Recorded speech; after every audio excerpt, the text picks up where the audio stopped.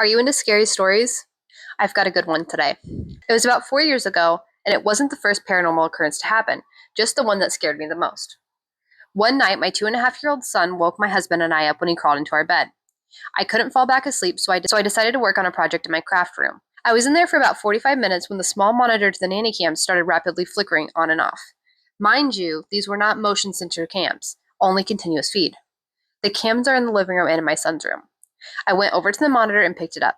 It all of a sudden made this loud, ear-piercing sound like it had mic feedback. It startled me, and I dropped the monitor face down. I noticed the glow around the edges had stopped flickering. I picked up the monitor and turned to look at the screen. I saw my son standing as still as a statue in the middle of the living room.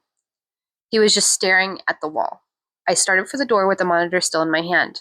When I glanced down again, my son's head turned. Only his head. And his eyes went directly to the camera in the upper corner of the room. He had no expression on his face at all. I left the room and went through the small kitchen and dining room, rounded the corner to the living room, and it was empty. The door to our bedroom was on the other side. I went in there, and my son was sound asleep in the same position he was in when I left. My husband looked up from his e-reader, and I asked him if he had woken up and went to the living room. He told me no.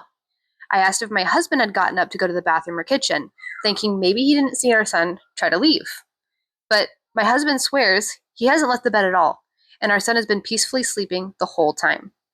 Like I said before, this wasn't the first time we had seen doppelgangers, but it was always so brief that you didn't have time to get scared or completely register it yet.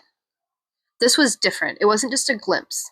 Above all, it was the look on my son's face, that empty void stare when he turned to face the camera. Still, even now, typing it gives me the chills.